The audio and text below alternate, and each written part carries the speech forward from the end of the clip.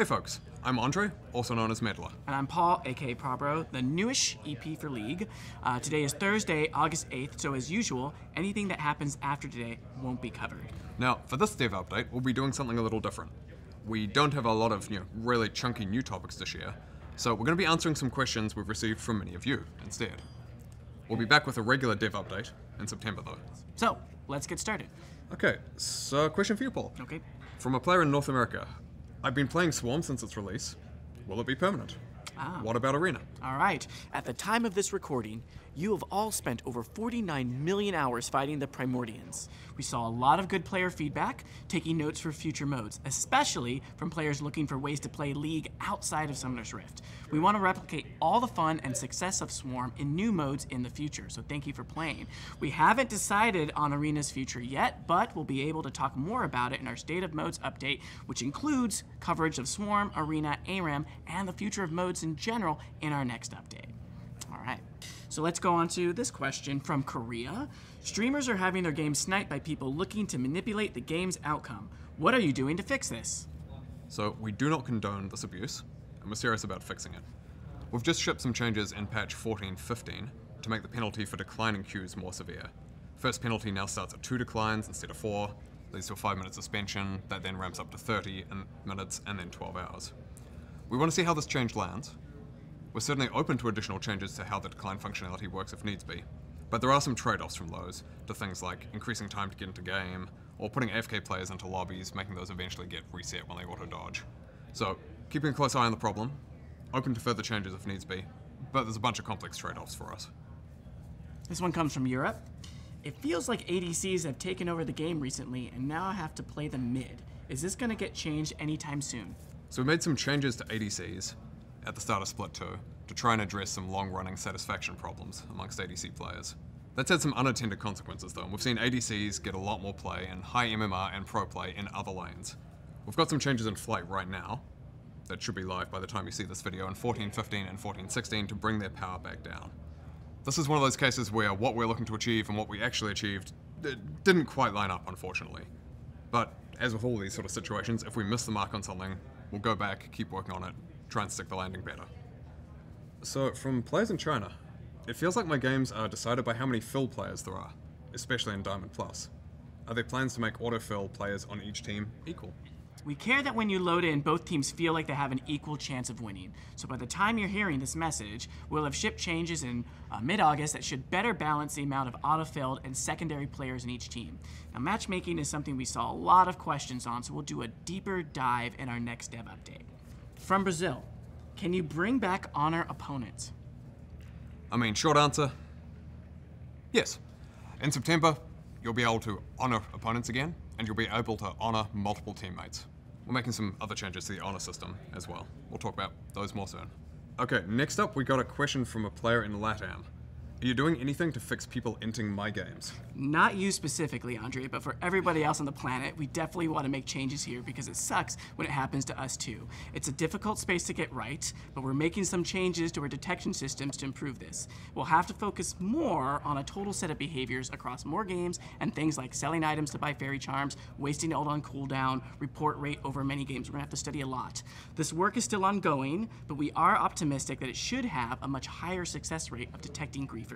So we're expecting to trial this in the next few months. We also have a devlog that's out now that goes into more detail on both the honor system and our improved griefing detection, so stay tuned. All right, so this next question comes from Southeast Asia. My friends who are new to League are placed too high. They lose a lot, they get flamed, and they don't want to play. What are you doing to fix this? Okay, so there's 3 things we're working on right now. The first is Vanguard removing bots has made it so the matchmaking system gets much better data about how new players are actually doing because they're not getting matched against or compared to bots when their skill is being calculated. Second, for new players to ranked, we recently added a 10 normal SR game requirement to all accounts before they're allowed to play ranked at all. That gives us a lot more data on how players' skill will actually perform there, rather than just comparing them to how they did in ARAMs or RGMs or whatever. And then third, we're also currently working on more improvements to how we detect smurfs in general, so that they're placed more accurately. Here we've got a question from, well, actually a lot of players all over the place. Did Vanguard actually stop botting in League, like you said it would? Is Vanguard working? All right, the short answer is yes, and let me hit you with some stats. Ranked scripting fell below 1% for the first time in 4 years. Only 1 in 200 ranked games has a scripter, and we have seen very few false positives, but several cases of accounts being stolen or shared with cheaters. Now, cheaters are running out of accounts, so please don't give them yours. Side note here, if you haven't already enabled email multi-factor authentication, please do. That'll really help prevent this. It'll help you a lot. There have been some integration bugs, mainly with old or vulnerable drivers or certificates, and we have seen issues with leaving your client running for long periods of time or launching on 2 machines. This can cause issues with Vanguard, and we're working to make sure these issues don't happen again. We haven't seen any Vanguard cause problems with boot looping or bricking machines, but let us know if you experience it. The biggest complaint we are seeing is, why does this have to run from boot? Microsoft is making some changes to Windows, so we may get to a point where Vanguard may not have to do this in the future. We'll see how this goes and give you an update as soon as we can.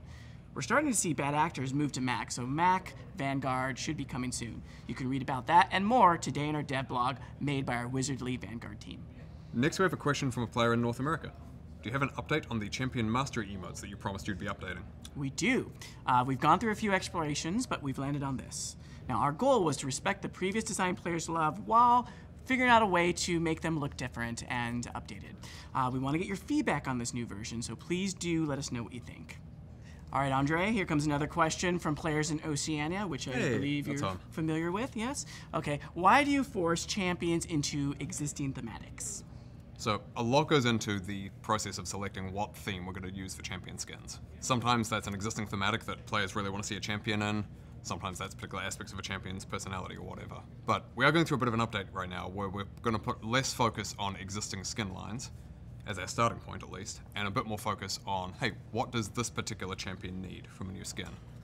So we're going to look more at their portfolio, figure out what they're lacking, whether that's skins that really closely align with their base existing theme, or things that actually take aspects of their personality in ways that work but really reinvent them. Like, what if Azir was a practitioner of the law?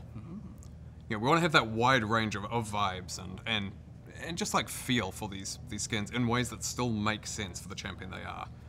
Sometimes that means, you'll get things like the B skin line. Sometimes that'll mean things like, Rain Shepherd to really enhance existing champion fantasies. If you want to hear more about how we choose skins, we've got a dev blog out now that goes into a lot more detail. And to spoil some stuff from it, the upcoming Prestige skin list is Zeri, Diana, Swain, and Caitlyn. Okay, so this one comes from everyone. When are you going to delete Yuumi'yi? Yeah, so we're not going to be doing that. We're going to be adding Yuumi'yi's sister, Tuumi, instead. Tuumi will have 2 books, will be permanently attached, will have double crit, will have a 3-hit, a 4-hit, and a 5-hit passive. Multiple dashes, global ults, yes, multiple global ults, can transform into Lisa and has his entire kit when she needs it, and is also Yasuo and Yune's sister. Alright, that's all we have for today. Let us know if you like this format, and we'll try it again sometime. Or if you like, we can try something completely different. Don't get too wild here. But also, don't forget to check out the dev blogs we mentioned today. We do want to take a minute to remind you that this October we'll be celebrating 15 years of League. We'll be sharing some stories from you, have some missions you can complete for free rewards, all as we ramp up for Worlds 2024. Thank you so much, and we'll see you on the Rift. Bye.